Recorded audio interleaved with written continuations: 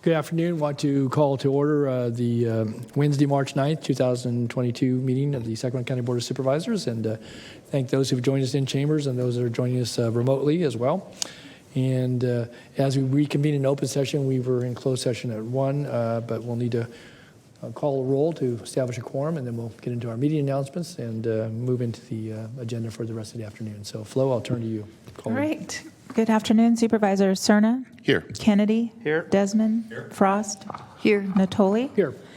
And you have a quorum. This meeting of the Sacramento County Board of Supervisors is cablecast live on Metro Cable 14, the local government affairs channel on the Comcast Consolidated Communications and AT&T Uverse cable systems. The meeting is closed caption and is webcast at metro14live.saccounty.gov. Today's meeting will be repeated Sunday, March 13th at 8 p.m. on Channel 14. Okay. Thank you, Flo. With that, I'd ask my colleague, Mr. Desmond, to lead us in the Pledge of Allegiance, if you would. To the flag of the United States of America and to the republic for which it stands, one nation, under God, indivisible, with liberty and justice for all. Okay. With that, then we'll go back to our clerk. I don't have any particular announcement, just to welcome folks to this afternoon session and ask our clerk to read the meeting announcement so we can let folks know how to weigh in on today's meeting, as well as some of the aspects to the amount of time that's allowed. So, Thank you. The Board of Supervisors fosters public engagement during the meeting and encourages public participation, civility, and use of courteous language. The Board does not condone the use of profanity, vulgar language, gestures, or other inappropriate behavior, including personal attacks or threats directed towards any meeting participant. In compliance with directives of the county, state, and Centers for Disease Control and Prevention, the meeting will be live streamed and open to public attendance pursuant to health and safety guidelines. The practice of social distancing and wearing of face coverings, mask, or shield is recommended for the health and safety of all persons participating in person during the meeting, although it is not required. Seating is limited and available on a first-come, first-served basis. Members of the public will be given 3 minutes to make a comment and are limited to making one public comment per agenda item or off-agenda matter. Please be mindful of the public comment procedures to avoid being interrupted or disconnected while making your comment. If you're making a comment in person, please complete a speaker request form and give it to clerk staff. Please complete one request form per person for each agenda item or off-agenda matter. The chair will open public comments when your name is called, please come down to the podium. To make a public comment by phone, dial 916-875-2500 and follow the prompts to be placed in queue for a specific agenda item or off-agenda matter. Please refer to the agenda or watch the meeting to follow along to determine when is the best time to be placed in queue or to make your public comment. You may be on hold for up to an extended period of time, and your patience is appreciated. The clerk will transfer calls into the meeting. Each agenda item will remain open until the public comment period is closed for that specific item. If you need an accommodation pursuant to Americans with Disabilities Act or for medical or other reasons, please contact the clerk's office at 916-874-5451 or by email at boardclerk@saccounty.net. You may also send in written comments by email to boardclerk@saccounty.net, and your comments will be routed to the board and filed in the record. Thank you in advance for your courtesy and understanding of the meeting procedures. okay. Thank you, Flo. And with that, unless there's any member of the board wanted to make some opening comments, we'll get started with our agenda then, and we'll go to our off-agenda public comments, and we'll take those up first. And so do we have anyone in the queue? I do have a member of the audience that's signed up on an item on the agenda, but do we have any off-agenda? As of right now, I do not have anyone in queue for off-agenda, and as of right now, the only person I see in queue is for item 3. Okay. All right. But we can watch that in advance. Again, we've just instituted some new procedures starting yesterday, so if we had a party or two that wanted to weigh in on off-agenda, we'll keep that in mind. But for now, we've addressed that item. We have no off-agenda speakers, and we'll move on to item number 2 then, Flo.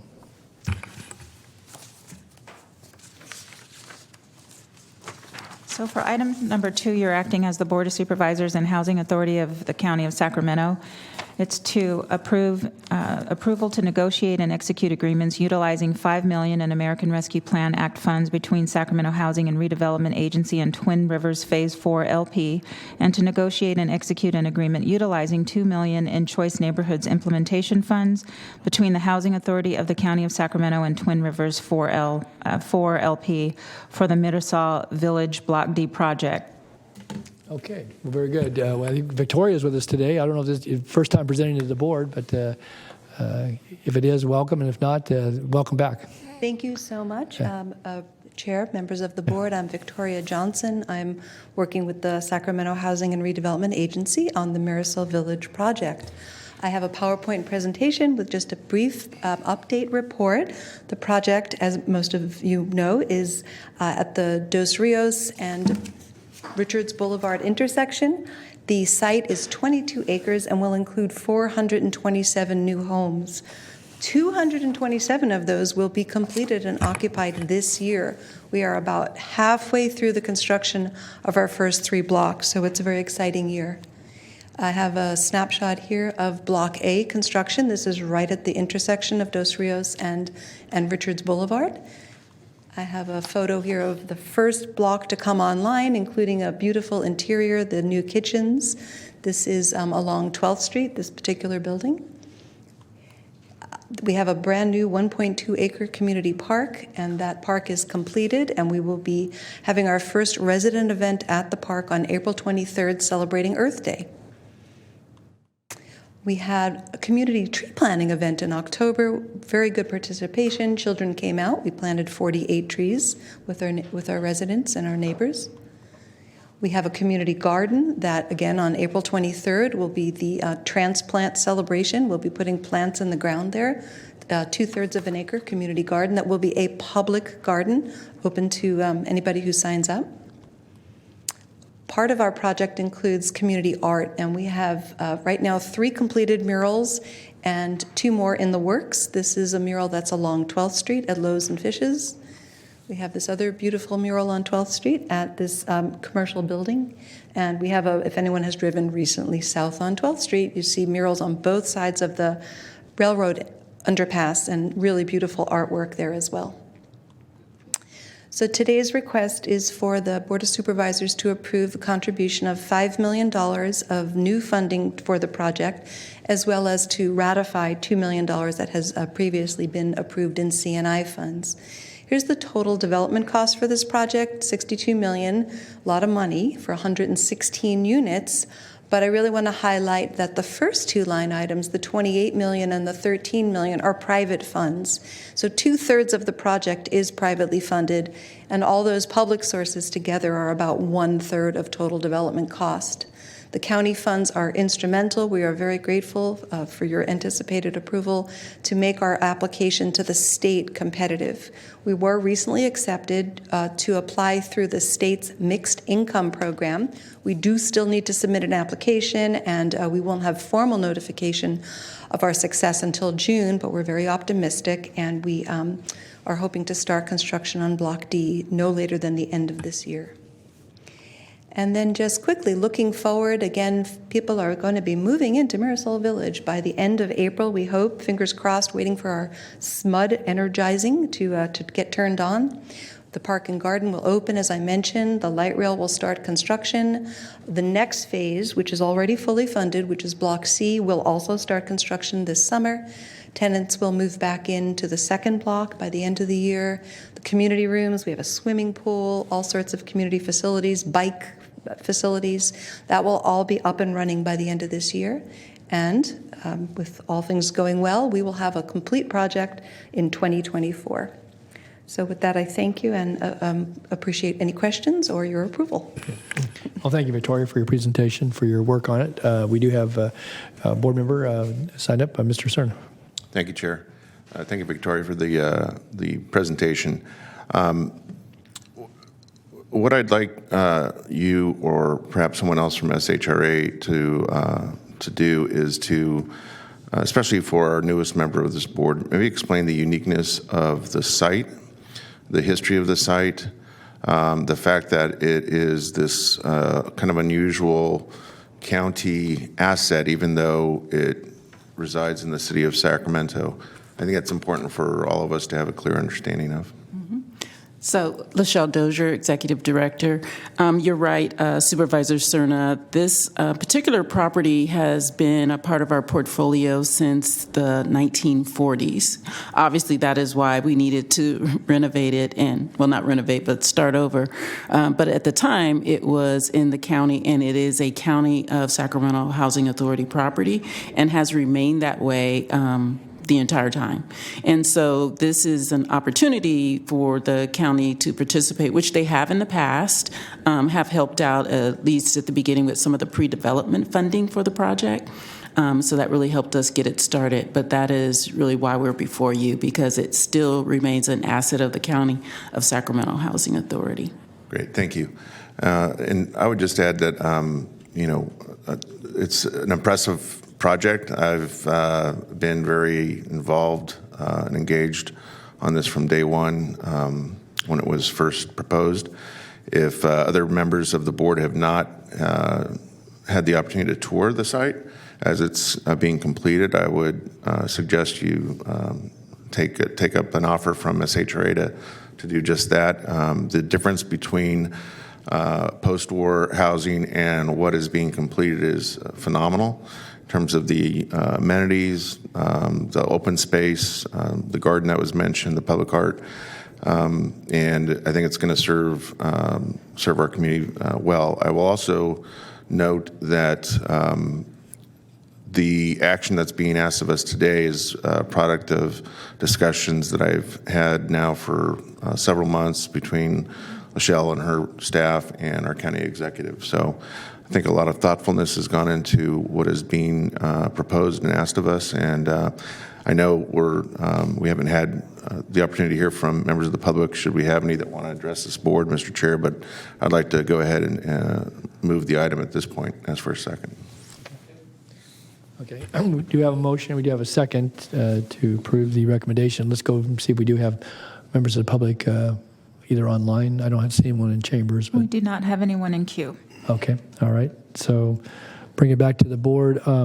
Yes, I would just comment before we call for a vote that I know I've had a chance to tour the site, certainly come by it ever so often. And again, it really, I think, will provide a quality living arrangement for many, many folks, families, and others. And I think the amenities will be a big draw to that. So, and I think the fact that we're putting $5 million of ARPA money is not insignificant. And as Victoria pointed out in her report, it's a complement to a whole host of other funding sources that are bringing this to reality. And hopefully the funding will come through for that last phase and get a chance to be under construction with that before the end of the year. I know Supervisor Cern has been involved in that as well. So, well, thank you to our staff for leadership, certainly colleague and others. And if there's nothing further, then we'll go ahead and call for the vote. Mr. Desmond's in the queue. Oh, I'm sorry to see you. That's okay. No, I just want to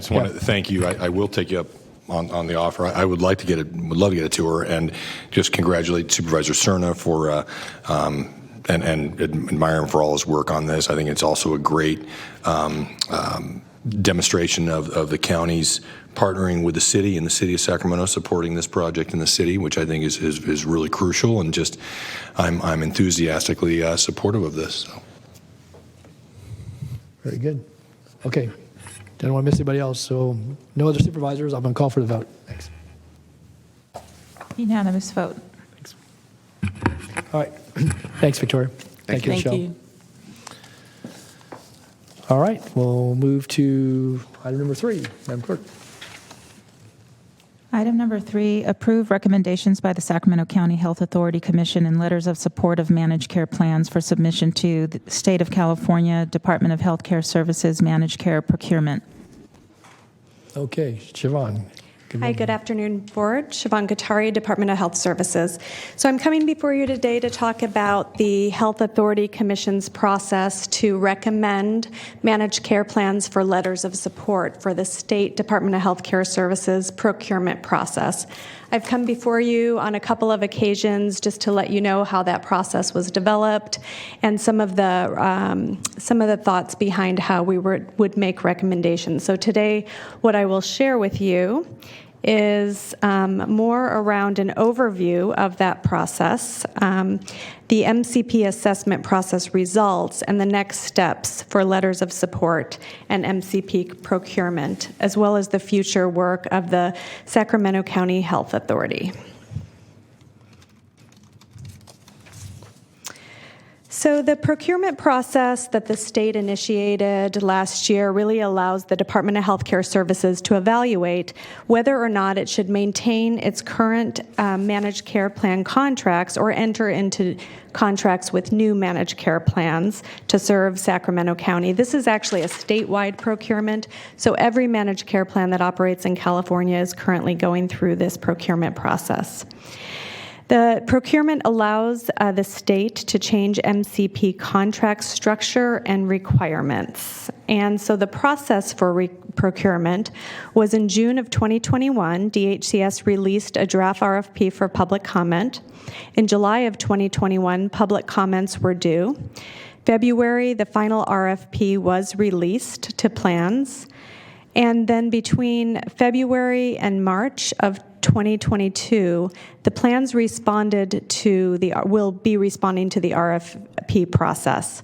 And so by the end of 2022, the Department of Health Care Services will need to select which managed care plans will operate in Sacramento County. And then this will start in January of 2023. So basically, we will have some time to transition, probably anywhere from 12 to 16 months to transition to our new plan structure. I just wanted to lift up a couple of things. The goal of the procurement process is really to ensure that we get the best results we can in terms of healthcare outcomes and quality for the residents, the Medi-Cal beneficiaries in our county.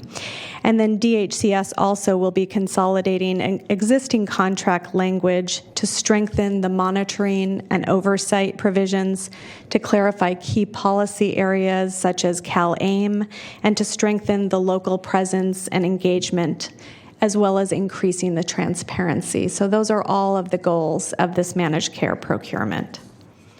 I just wanted to note, since last time I spoke with you, it was unclear to us how many plans were going to be selected to operate in Sacramento County. The RFP from the state came out on February 9th, and what we learned is that the state will choose 2 plans to operate in Sacramento County as a result of this procurement.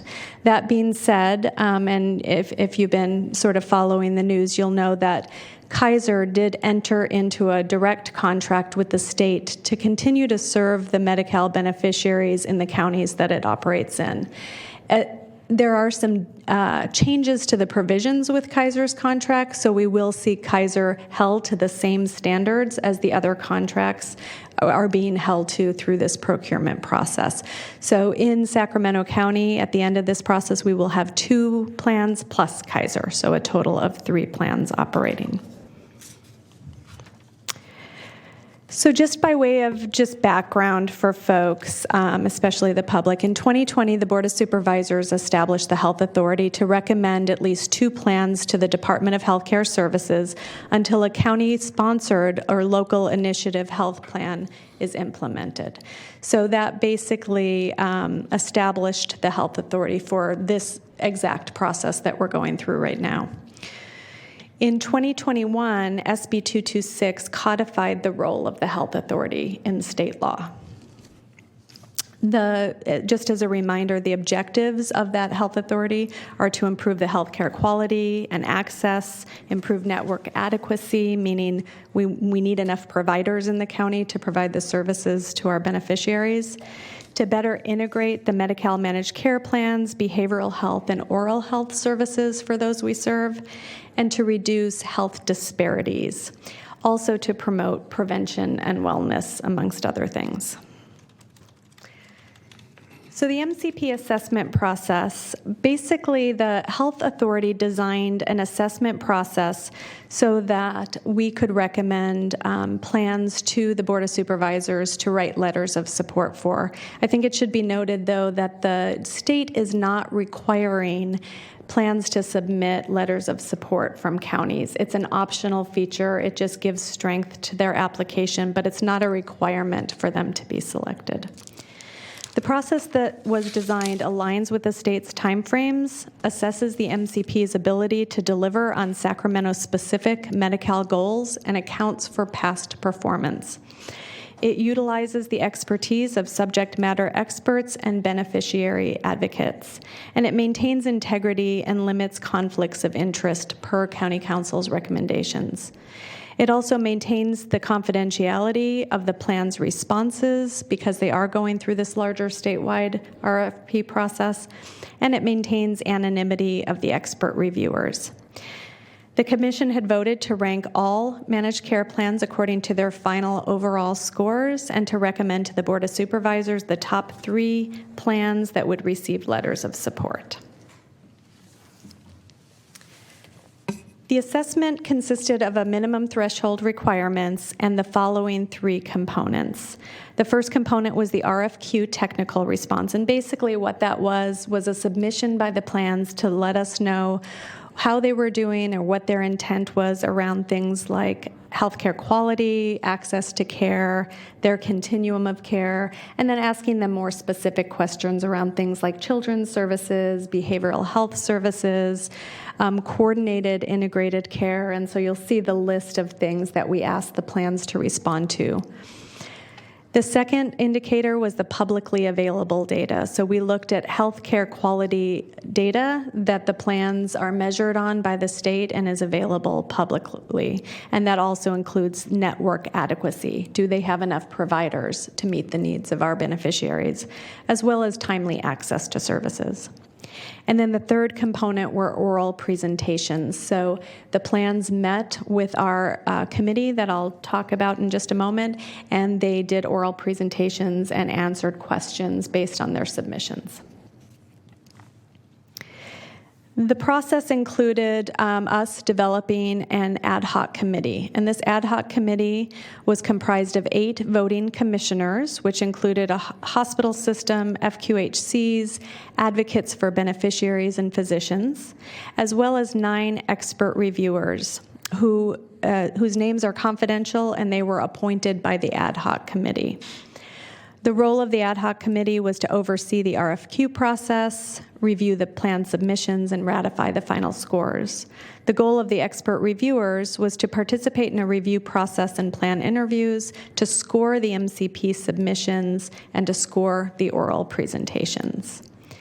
So I just listed on this slide is just some of the subject matter expertise that we were looking for when picking expert reviewers that we thought would be important to be able to weigh in on whether the plans could be effective and how they would be ranked and scored within Sacramento County.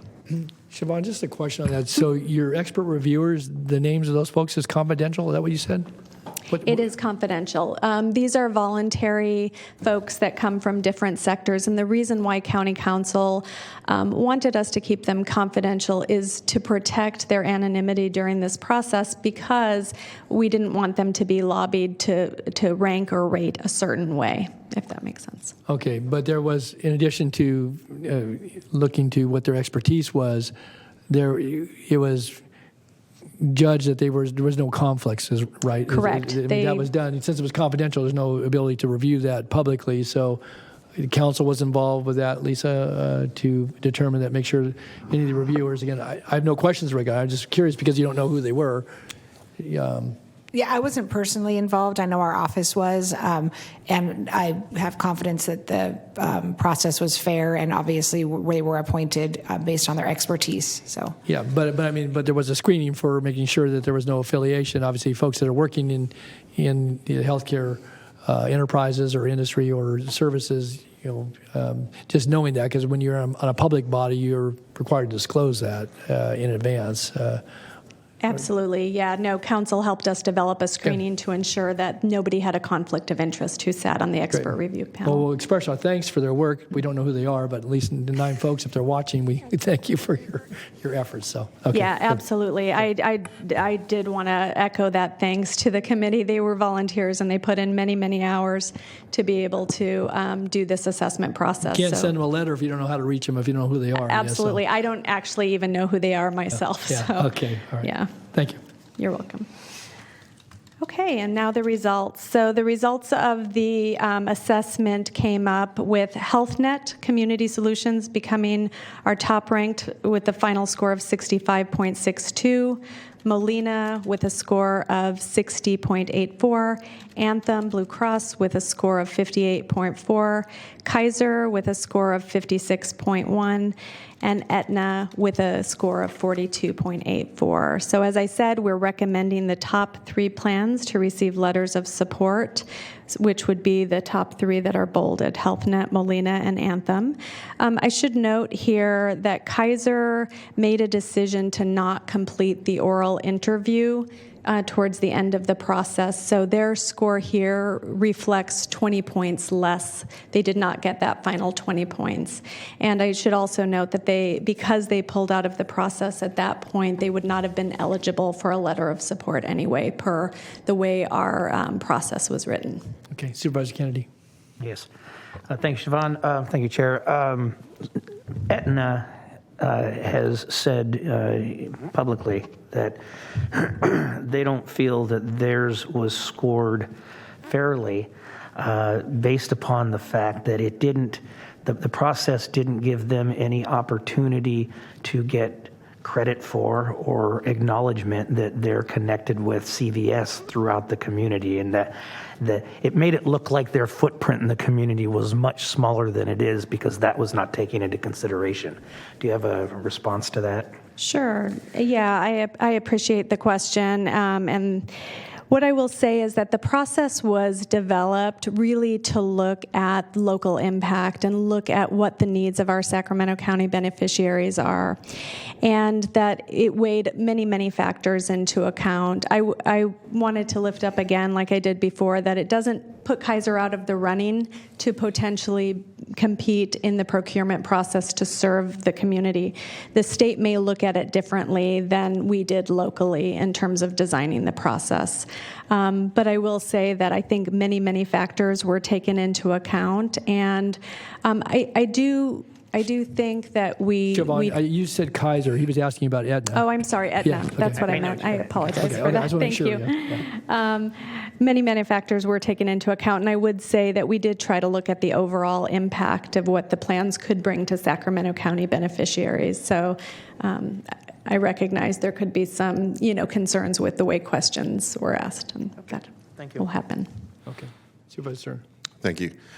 Just want to get some clarification. You mentioned that, you referenced the footnote here that Kaiser didn't complete the oral presentation.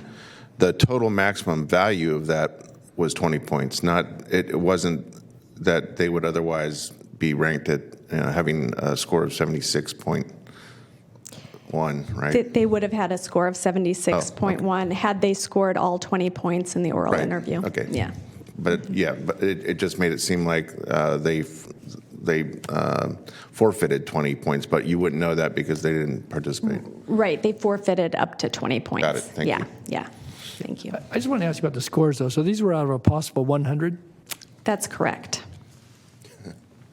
Well, when I went to school, 65 Yeah, was a D. At 60, you barely passed. At 58, you didn't pass. So what sort of...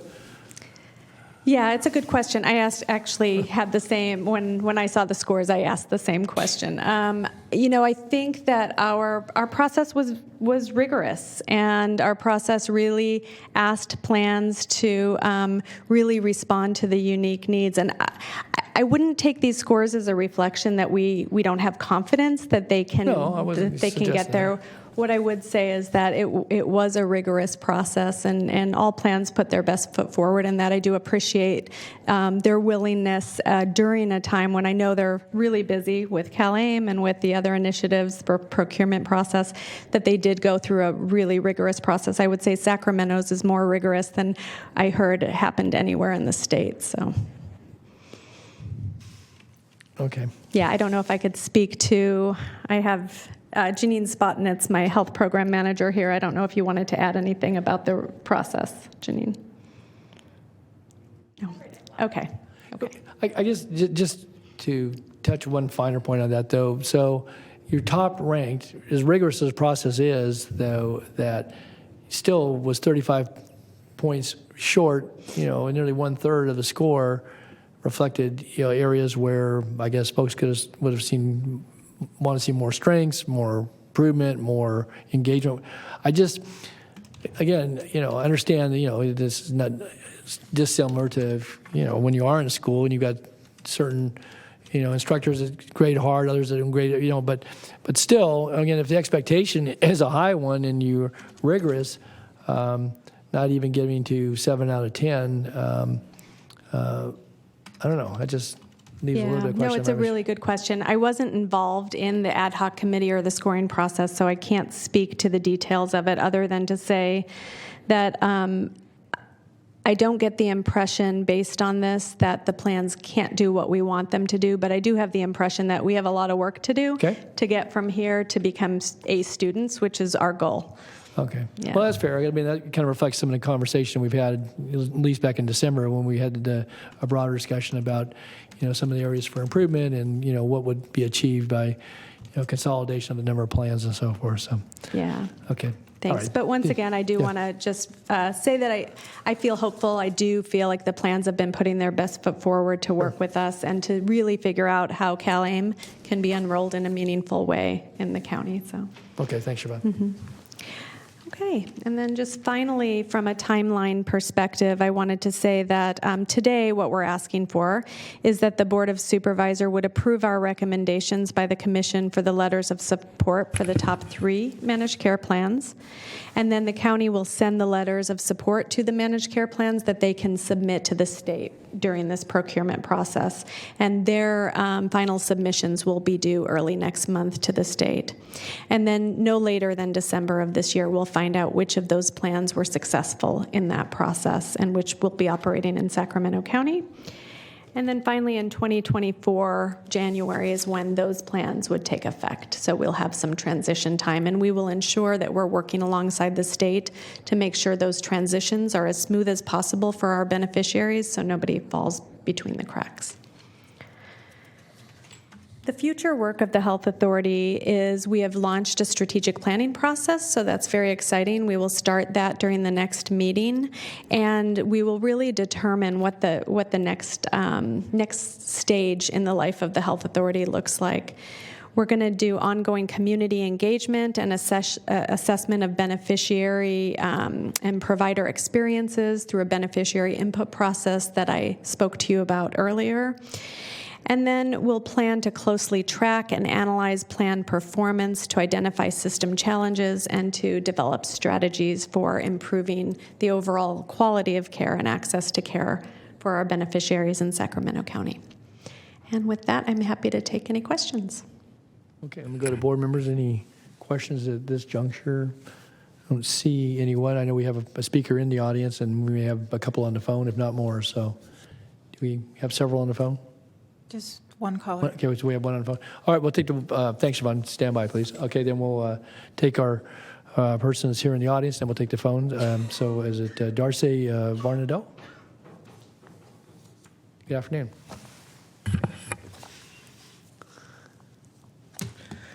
Good afternoon, Chair Natoli and Supervisors. My name is Darcy Barno Jr., Community Advocate with HealthNet.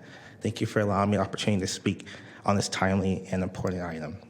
On behalf of HealthNet, we would like to thank the Sacramento Health Authority and county staff for all their hard work over the last few months. We especially thank Supervisor Patrick Kennedy, Director Katari, and our fellow Sacramento Health Authority members for your time and commitment to this process. HealthNet is committed to the continued partnership with the county CBOs, providers, advocates, and safety net clinics and service direct delivery organizations to improve the health outcomes of all Medi-Cal members in Sacramento County. We are honored by these results and are committed to continued Medi-Cal program advancements. Thank you. Thank you, Darcy. Thanks for being with us today. And I understand you have a colleague on the phone, so we'll go to the phones. Okay, please transfer the caller.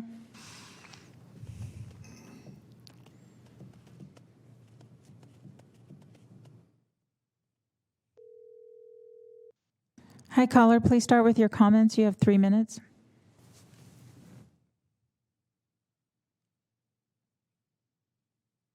Hello, caller. Can you hear me?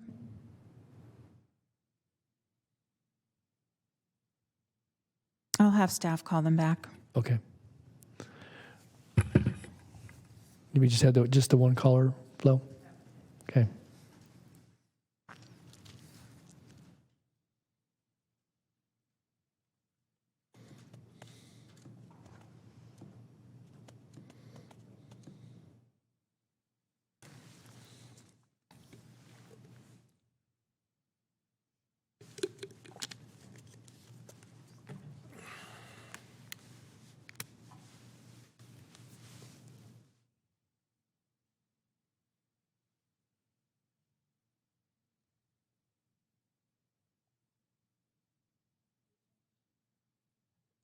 They changed their mind and they don't want to make a comment anymore. Okay. All right. Very good. All right. So we have no other callers. Before I bring it back for a motion, I just, Siobhan, if I could ask a follow-on question. Back to your last slide about work with the health authority, and certainly thanks to my colleague, Supervisor Kennedy, for his work on the commission. But, we spent a lot of time in December and not quite as much time the last time you gave us an update here a few weeks back on the process. And the bullet points that you've listed, obviously, are ones that we heard from at least one person, or actually a couple. We had phone calls, and we had one person in chambers relative to Medi-Cal eligible folks who, and some of the frustrations and some of the serious health consequences because of delays and levels of approval and wait times. And I know I trust my colleagues as well. I've had a chance to talk with some of the physicians who are Medi-Cal providers at the level of providing services for patients in their care. And I guess one of the things, piggybacking on what we talked about, at least in December, it seems to me that closely tracking that's important, but this oversight and the ability for us to certainly this board, but the health authority to actually have some ongoing, I think, lines of communication that allow us to be responsive. If we're hearing about issues relative to access or to care, and also to allow for those, assuming they know how to plug into the process, and I think I would trust that some of them get pretty skilled at trying to, pursue the health care they believe for them or their family members is necessary. To be able to respond quickly. I mean, contracts get issued, and then there's periods of time for monitoring and reporting and so forth. And again, I have faith in the health authority, and and certainly its role, and I think will prove to be very beneficial. But what, from the department standpoint, that's why I'm bringing this back, because we talked about, I know I'd suggested an ombudsperson. I'm not so sure that's the appropriate,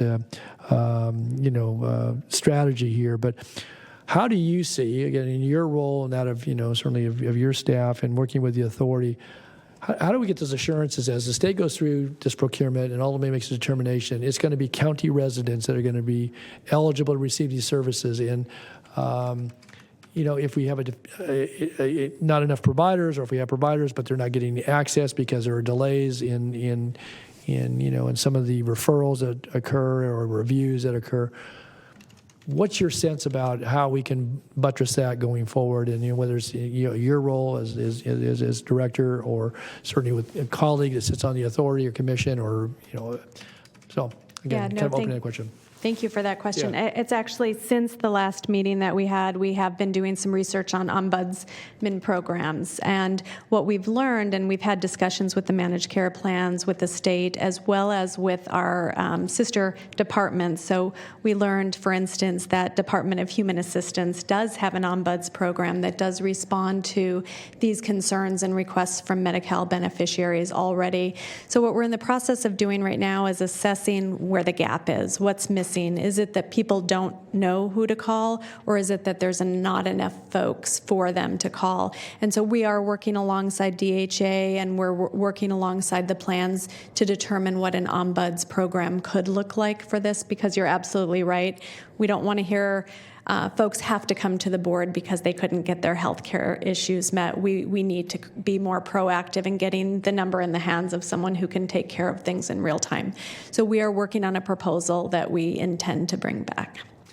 But and I guess, however that's designed, but is there the ability to invest some authority besides just giving somebody, I can hear your complaint and I can call somebody, but there may be, again, I think one of the things I've learned about this is that, there are multiple parties involved oftentimes just because of the nature of healthcare and, and certain procedures that are a part of, an ongoing health plan for someone who maybe have a very serious illness, and where timeliness becomes important too, because again, as the gentleman spoke before us in December, it was weeks dragging into months, and he's fighting a very serious disease. Well, sometimes time isn't on your side if you don't, and I guess if that's the ultimate design, whatever you bring back to us, I think the ability for the person to actually intervene, obviously recognizing people's respective authorities and in decision making, that seems to me to be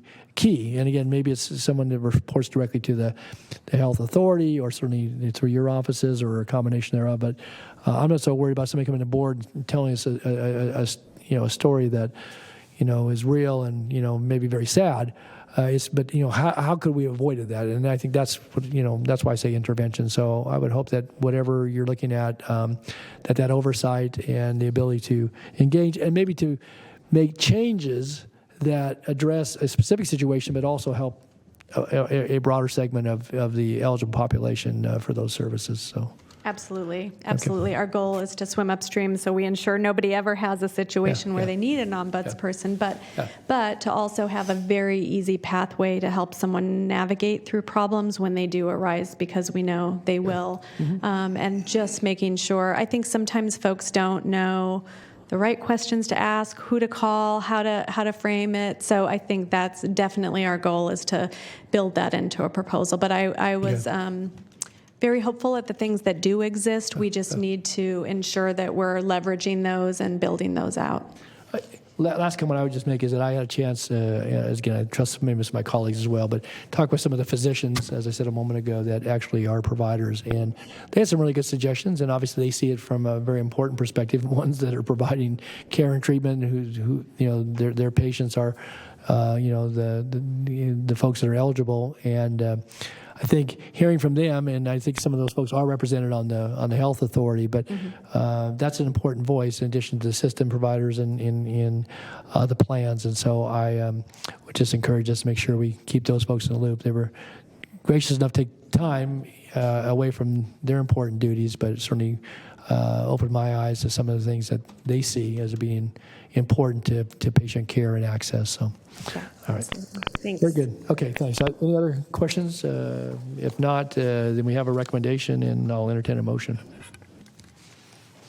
I move to approve the recommendation in the letters of support. Okay.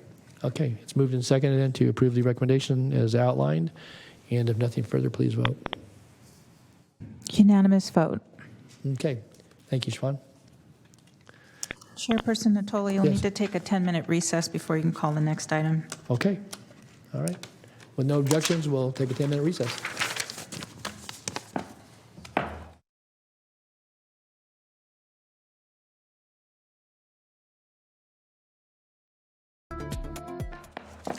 Okay, we'll come back into session after a brief recess, and I'll ask the clerk to call a roll, reestablish quorum, please. Yes. Cerna? Here. Kennedy? Here. Desmond? Here. Frost? Here. Natoli? Here. You have a quorum. Very good. Okay, next item. is the COVID-19 update. Okay. Siobhan, welcome back. Thank you. Siobhan Katari, Department of Health Services. And I have Dr. Kassirier on the line with me today to answer questions. So today we are, first of all, wanting to report just great news that our COVID case rates are coming way down. As per the report that was published, they were at just over 10 per 100,000 case rate. And as of this afternoon, they're at 7.1 per 100,000. So very good news. We're going in the right direction. We're also seeing a decrease in our deaths and our hospitalization numbers. So very good news overall about that. Today we're going to not focus on data as much as we're going to focus on some of the information that's coming out from the state in terms of mandates and in terms of the state's California Smarter Plan and what that means in terms of next steps for the pandemic. So first of all, before I jump into the PowerPoint presentation, in your COVID update, we did put that there were some updated state health officer orders that I wanted to lift up. Effective February 28th, the general masking requirements for unvaccinated individuals moved to a strong recommendation for all persons regardless of vaccine status. So no more mandate, but strong recommendation. Masks, however, will still be required for everyone in high transmission settings like public transit, emergency shelters, healthcare settings, correctional facilities, homeless shelters, and long-term care facilities. So other public settings outside of that are not included in a mask mandate anymore, just a strong recommendation. Also effective the end of the day, March 11th, universal masking requirements in K through 12 and child care settings will also move from a mandate to a strong recommendation.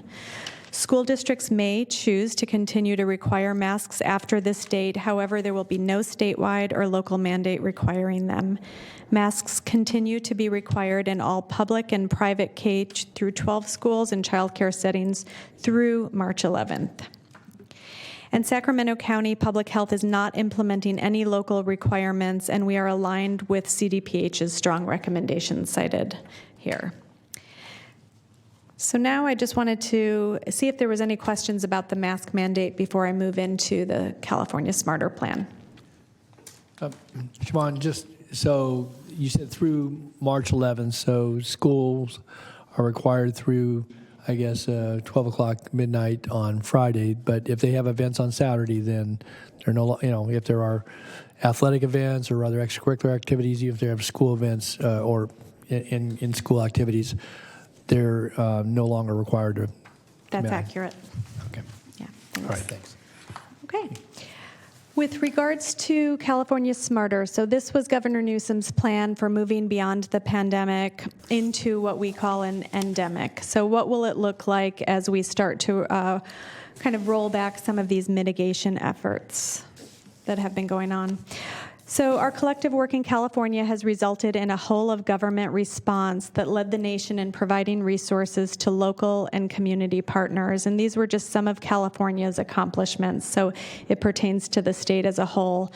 Over 70 million COVID-19 vaccines were administered, 870 million N95 and surgical masks were distributed, 140 million tests were administered, 33 million at-home tests were distributed, 7,500 COVID-19 testing sites were established, over 28,000 state-supported staff were deployed to over 800 healthcare facilities, and over 700 community-based organizations partnered with and supported these efforts.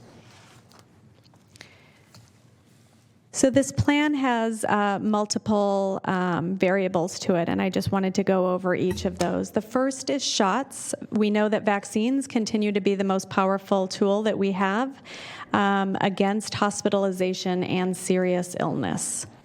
We know that masks, properly worn masks with good filtration, help to slow the spread of COVID-19 and other respiratory viruses. We know that we need to continue to stay aware of how COVID-19 is spreading. There are evolving variants, and we need to communicate clearly how people should protect themselves and coordinate our state and local government response. We need to stand on the ready. COVID-19 isn't going away, and we need to be ready with the tools, resources, and supplies we'll need to quickly respond and keep public health and the healthcare system well prepared. With regards to testing, we need to get the right types of tests, PCR or antigen, to where they are needed most, and testing will help California minimize the spread of COVID-19. With regards to education, California will continue to work to keep schools open and children safely in classrooms for in-person instruction. And with regards to prescriptions, evolving and improving treatments will become increasingly available and critical as a tool to save lives. So in terms of some of the metrics to keep this preparedness, in terms of shots, California wants to maintain the capacity to administer at least 200,000 vaccines per day on top of existing pharmacy and provider infrastructure. We want to maintain a stockpile of 75 million high-quality masks that can be distributed as needed. We want to maintain the capability to promote vaccination, masking, and other mitigation measures in all 58 counties and support the engagement with at least 150 community-based organizations.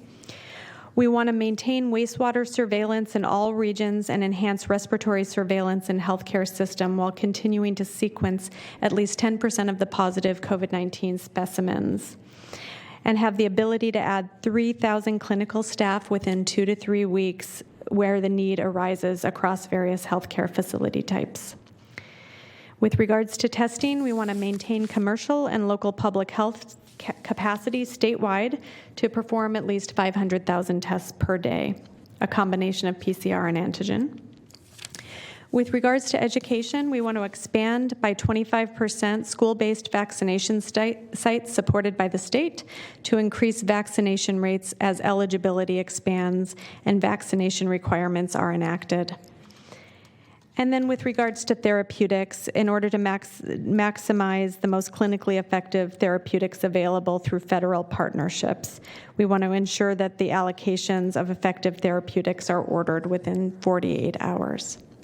I wanted to also add that, a question has been coming up about what are the metrics or the trigger points that would tell us that we need to turn on some of these preparedness activities. Like, when would we distribute masks, or when would we set up more vaccination sites?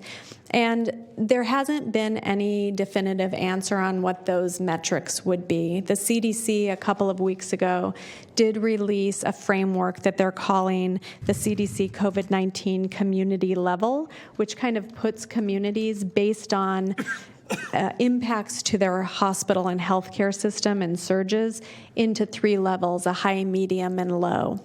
California CDPH has not yet decided how it will interface with the CDC's system, and so we don't know exactly what those trigger points are, but I think the message that I want folks to take home here is that our ability just to maintain that awareness and ensure that we're watching the numbers and watching the settings where where we may see outbreaks or where we may see new COVID variants appear becomes increasingly important, so we can have those conversations at a local level or at a regional level about what needs to happen. And so I think as the state's talking about not really looking at it in terms of statewide mandates, but really where are these outbreaks happening? Where do we need to start looking?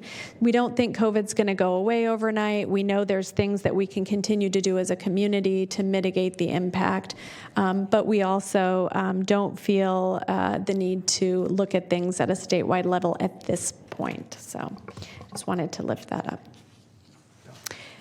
And then finally, this last slide just really talks about the... Siobhan, I'm sorry. Yeah. Supervisor Yes. Kennedy had a question. Sorry. Thank you, Chair. The last slide, the one that says education expand 25% school-based vaccination sites, that's fantastic, I think. I know a lot of people don't agree with me. But what I mean, it's state sites, but because actually this exact came up at a community meeting I had recently, in which a couple of parents said, they took their kids to CVS and their kids were frightened, whereas at school they'd feel much more comfortable. So what's the time frame of that, do you think, if you know? Yeah, I actually don't know the answer to time frame. Dr. Casserier might, so I'll see if she wants to answer that. Sure. Good afternoon, supervisors. This is Dr. Olivia Casserier, Public Health Officer. So your question pertaining to the testing at the school sites is being supported by the state. They have the capacity that any of the schools that have signed up for their program, they're able to support them with all of the necessary testing kits. With the staffing, the schools have had. I'm sorry, Dr. Casserier, if I could interrupt you. You're saying testing. This says vaccination sites. Oh, okay. Okay. Sorry. All right. Well, both with the vaccinations and also with the testing. So sorry, I started off with the testing. So with the vaccinations, it's actually a combination. Okay. We do have two teams that our public health staff go out to some of the schools, but we also have resources from the state, and so the schools can put in requests to the state and then have teams go out to them. So we're doing that right now. What we don't know about is how long the state resources will be able to stay on. We know that for now it's through March, and we're waiting to see if they're going to be able to extend those contracts through June. And it says expand by 25%. What's the baseline? The baseline is what we have right now, but what they're saying is if there is a need to increase, that they're able to get additional staffing from contracts that they have with nursing agencies. Okay, thank you. Okay, thanks, Patrick. Okay. And the last slide just shows the cumulative deaths attributed to COVID-19 reported to the CDC. So we just wanted to lift up that California is the orange line on here, and you'll see that California did fare better than most of the big states overall in terms of cumulative deaths due to some of the measures that were taken in California. So, Yeah. Supervisor Cerna? Thank you, Chair. So I find this chart fascinating, but what would be more fascinating, and perhaps you or Dr. Casserier can shed some light on this, what would this look like if you overlaid vaccination rates? yeah, I mean, I'll let Dr. Casserier answer that. Thanks. We are working on the data for vaccination rates, and when you're looking at, I guess what you're asking is when you're looking at deaths overlaid with vaccination rates. Is that? That's what I'm asking, yes. Yeah, so there is a different slide that shows that. I can definitely make sure that I provide that to you, but you do see that in general, states that do have higher vaccination rates did fare better. Great. Thank you. Great. And then just finally, I wanted to report on the jail and let you know that we are down to having only 6 cases currently of COVID-19 in the jail. So that's really good news. We feel like we're just about out of what we were calling an outbreak before, and that's great news. Hopefully by next week, we will be in the clear. That's for both jails? Yes, combined. So 6 in the main jail, 0 at RCCC. So, and with that, that ends my COVID report, and I'm happy to take any questions. Siobhan, I know we've received correspondence certainly over time, but recently, and relates to the declaration of state of emergency, and obviously, our emergency orders have emanated from the state's emergency order as it relates certainly to the public health issues. Could you just elaborate on that and what your knowledge is of, again, how long you think, well, I guess the state's extended it now, at least to through the end of this month, maybe even beyond, but, and again, whether there's discretion at the local level, to your point about some of the statistics here, to at some juncture consider departing from what the state may be declaring, or because we've been in line with the state all the way along, and maybe that's the sequence we will continue. I'm just curious because we've gotten some inquiries regarding that, so I don't know if you feel comfortable responding, but that's my question. Sure, and I'll just ask Lisa if she wants to respond first, and then I can add Okay. anything. Sure, we can both respond to the question, but yes, the governor and the state have maintained their state of emergency, and yes, we have, and as most counties have, conform to that. There are specific advantages to the county in general by having our own local proclamation of emergency and public health emergency. It relates mostly to the fact that we have volunteers and workers, and the working on the public health crisis, and the emergency shields them from certain liabilities. So there are legal reasons why we are recommending keeping it in place. Additionally, as you all know, we've received and are continuing to request funding from FEMA in response to the emergency, specifically Project Room Key and other programs. FEMA is extending the deadline for reimbursement requests, and that's another reason why we recommend, from a legal perspective, to keep those proclamations in place for the time being. And again, the public health officer and emergency management, they are continually reviewing the need to do so. And we had a conversation earlier today, and those are the main reasons why we're recommending keeping those proclamations in place. Okay, well, thanks for, again, I didn't realize you had conversations ongoing about that, but I appreciate the currency of what you just shared. So, right. And I would also, can I just add one more thing? Yeah. I know Mary Jo sent the board something back in June, and we can recirculate that again, basically stating the reasons why it makes sense for us to continue those, even though the pandemic is, and the case rate and death rate and everything is coming down. There are other specific legal reasons why we'd want to do that. So that was in June of 21? Yeah, June of 21. Okay, maybe you can resend that. I do recall the memo, though. Okay. So is there any dates, outside dates at this point in time? It's run concurrently with the state's extension of the deadline. Right, and I think that, and correct me if I'm wrong, I believe they've said that it's going to be at least until June 30th of 2022. Is that correct? Correct, June 30th. And then at that point, I think that they are considering lifting it, but they haven't stated definitively if it would be. Okay. No, I appreciate the response. Thank you. Yep, nothing to add. Thanks. Okay. Any other board member? Don't see any, so we have a couple of speakers. Did Dr. Kassiri have anything else, Siobhan? Dr. Kassiri, anything to add? No, thanks. I don't have anything this time. Okay. All right. Thanks, Dr. Kassiri. Thanks, Siobhan. All right. We have two speakers, Gabrielle Ingram and Ryan Harris. So, Gabrielle.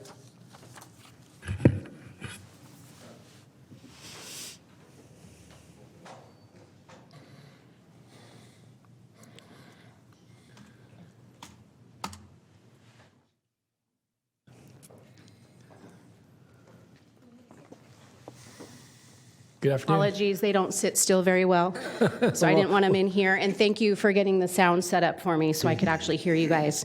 So I actually came here today to ask what the metrics were to end the local emergency declaration. So I just heard the legal reasons, but I heard nothing about there being actual an emergency. So liability shield, funding, volunteers. That's not an emergency. That's reasons to perpetuate the emergency, but that's not the reason to go against government code to end an emergency at the earliest. Where's the actual thing? Government code 8558C to terminate given there's no local emergency. So, I mean, legal counsel weighed in, so I'm assuming that they've looked at that. But that's my concerns, is that we continue to perpetuate this. Case rates are down. Death rates are down. Viruses don't go away. This virus has animal reservoirs. It's never going to be eliminated. It will forever mutate, and we will have random outbreaks just like we do RSV, the common cold, the flu. I'm like, where are my children? I'm not saying COVID is like those. I'm just saying viruses don't go away. So June of 2021, we have the soundbite from when it was first announced that funding was a reason to keep it. We're almost, 6 months, 7 months from that? So we're in a good place. We may not be in the fall because, winter, everybody's vitamin D levels are lower. We're more susceptible to illnesses. So I am concerned that you're getting counsel to commit fraud. You all took an oath, and you're the only one that's liable for that oath, regardless of the advice sent to you. So if the state is perpetuating an emergency unconstitutionally, you guys following suit doesn't mean that you escape that liability. Never mind the fact that we need to, the amount of money coming through, our children are going to be paying that for years. So I came here to ask those questions, and it was answered before I even walked in for public comment. So I'm a little scared about what I heard, and that's it. So thank you for your time. Good. Thank you, Gabrielle. Okay. Then next, Mr. Harris, Ryan.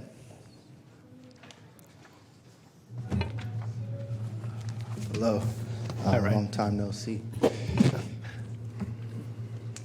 Just because I want to reset the clock. Excuse me, just 1 second, Ryan. All right. Flo, could you reset the clock? Yeah, I can't get to reset. I can. Okay, I couldn't get. There you go. There you go. Thank you. Okay, great. Go ahead, Ryan. Okay, Mr. Harris, go ahead. Yeah, much time to prepare for this meeting. However, if it's about COVID, given the recent line of events with you guys, I hope that's going to be frequent, and I hope that we'll have a few more of them. Keeping that in mind, you guys, put the fear of death into people by letting them know how scary this COVID thing is. And then at the same time, you guys kind of turn around and act like it's no big deal when you need it to be no big deal for you guys. And it may be okay for you guys to understand why you do that, because you have a better understanding of what's going on than all of us that live here. But at the same time, when you do that so quickly and swiftly, it throws us all off guard out here. An example of that would be at the peak of our COVID season. I could get you exact dates if we do have future meetings on this, but at the peak of our COVID season, my program manager at the time, Gabrielle, was allowing potlucks to still take place within the department buildings. Now, I don't know about you, but trying to stay 6 feet away from people, along with not touching things and sharing things that other people may bring from their house, kind of goes against those procedures. When I brought this to their attention, I was ostracized for it. Then I was sent an email by my program manager so he could cover himself, I'm sure, saying that, no, this is not happening. So I went and took a picture of it. I could bring those pictures if need be, if you guys don't believe me. In addition to that, some of the statements that you guys were telling staff or department staff within the county were false statements. You guys were saying that no worries, we'll inform you if someone does have COVID. After that potluck, everyone in my row, excluding myself, but everyone in my row caught COVID. Again, I'm not saying it's the county's fault, but when you guys fail to protect your people, it looks really bad. Another thing I want to mention is that an example would be that, again, my program manager at that time, Carmel Sidney, assured me that the 6 feet and 15 minutes were the guidelines to CDC, as well as some other things. And again, I can bring you those emails and put them up here in future meetings if need be. What I'm getting at is that he had let me know, as I mentioned, everyone in my row, except for me, thank God, contracted COVID. And he had let me know that it didn't affect me because I wasn't working closer than 6 feet for 15 minutes. I was working closer than 6 feet for 8 hours a day. And again, I've shared some of those pictures with you in your emails. I don't know if you've gotten to them or not, because you guys don't really get back to me. I'll be playing your voicemail, Mr. Desmond, from last year when you said, I'll be calling you tomorrow. We're well past tomorrow, and I'm still waiting for that call back. So I'd appreciate that. But other than that, again, after I brought this to the attention of my program manager, I was actually sent home from work, put on paid admin leave for bringing that to the attention. However, what made it worth it was the people around me. I understand my time's out. I'll be ending shortly. Okay. What made it worth it was the people around me sending me emails saying that they were thankful that I said the things that they couldn't say. And if I no longer have my job, they may know why. So I'm not sure that could be a reason. Thank you. Thank you, Ryan. Okay. We have any folks on the phone? We have one caller in the queue, and they're going to transfer them over Okay, right now. thanks.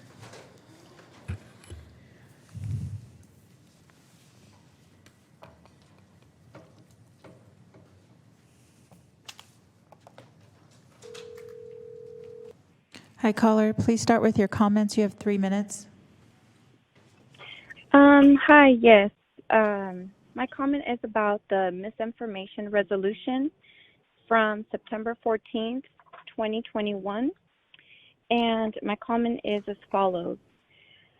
You want safety for everyone. I want safety for everyone as well. This resolution is intended for facts.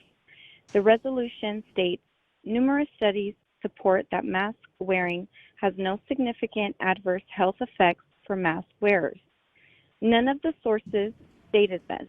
The sources that go with your resolution, I looked them up, and none of the sources state that. So the resolution is incorrect. I would ask the board to please fix that.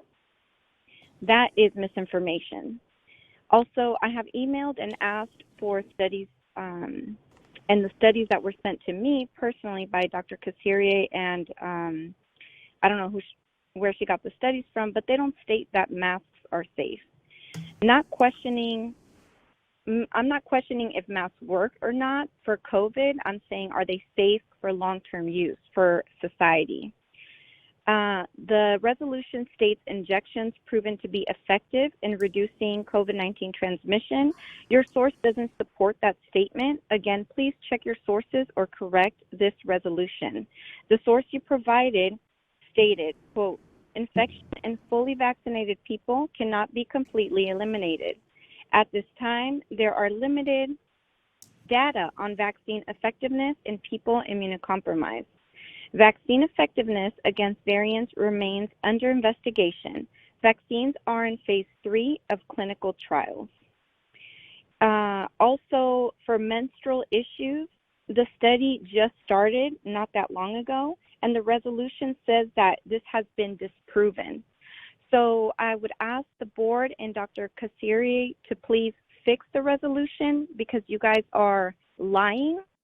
And I even checked it with your own sources. So either someone doesn't know how to do research or you guys are just okay with lies. And I'm tired of you guys misinforming the public. That's my comment. And my name is Blanca. Thank you. Thank you, Blanca. Okay, that concludes your public comments. Okay. All right.